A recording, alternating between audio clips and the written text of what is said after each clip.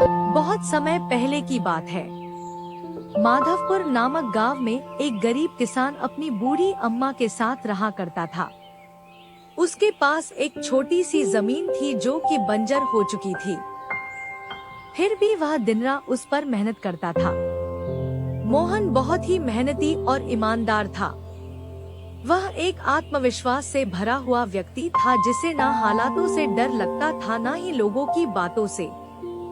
हर दिन सूरज उगने से पहले ही वह उसी आत्मविश्वास के साथ उठता और अपने खेत की ओर बढ़ता जहां सिर्फ बंजर जमीन थी, लेकिन उसके सपनों की हरियाली छिपी हुई थी।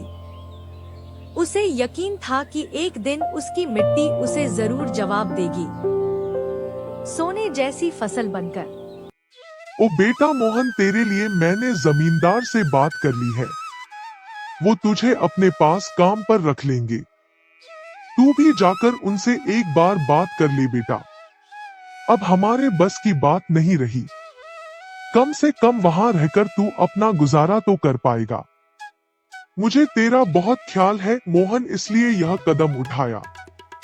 जाकर बात कर ले, सब ठीक हो जाएगा।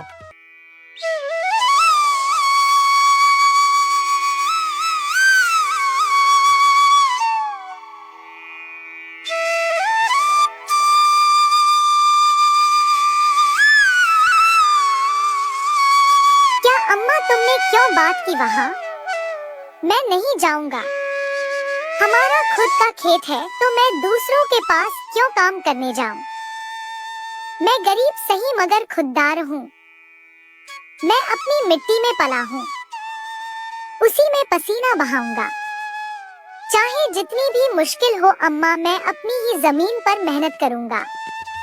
किसी और की नौकरी नहीं करूंगा। अरे मोहन, उस बंजर जमीन में क्या उगाएगा तू?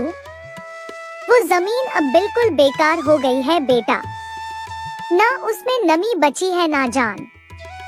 तू अपनी जिंदगी यूं ही जाया कर देगा। उस जमीन को संवारते संवारते मैं जानती हूँ तेरा हौसला बड़ा है, पर बेटा हौसले से पेट नहीं भरता। तू मेरी बात मान ले। वो जमींदार कम से कम तुझे रोज की रोटी तो देगा। अपनी जिद छोड़ दे बेटा।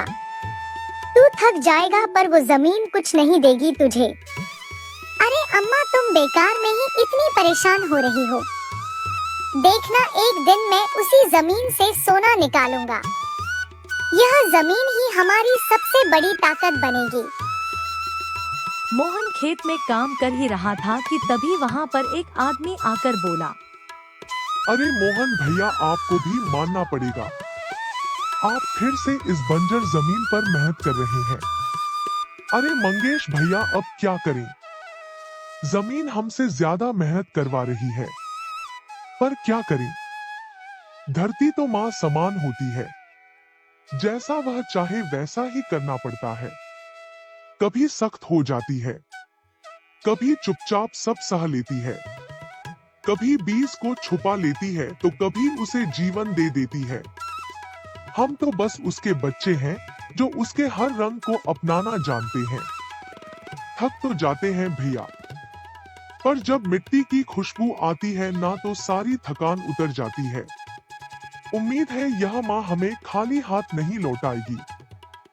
बस थोड़ा और सब्र, थोड़ा और विश्वास। आप जैसा मूर्ख तो मैंने आज तक नहीं देखा भैया। क्या सोचते हो आप? दुनिया कहां से कहां पहुंच गई और आप अब भी उसी बंजर जमीन से उम्मीद लगाए बैठे हैं। मोहन के पास उस आदमी की बातों का कोई जवाब नहीं था। वह वहां से अपने घर चला जाता है। जब दोपहर को मोहन थक हार कर घर पहुंचता है तो देखता है कि माँ बुझे हुए चूल्हे के पास चुपचाप बैठी है। क्या हुआ अम्मा? तुम ऐसे क्यों बैठी हो? खाना क्यों नहीं बनाया? क्या बात है? बेटा, चूल्हा जलाने के लिए लकड़ियाँ नहीं है, इसीलिए चूल्हा कैसे जलेगा? बस इतनी सी बात है अम्मा।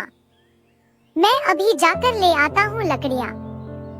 मोहन लकड़ियाँ लाने जंगल चला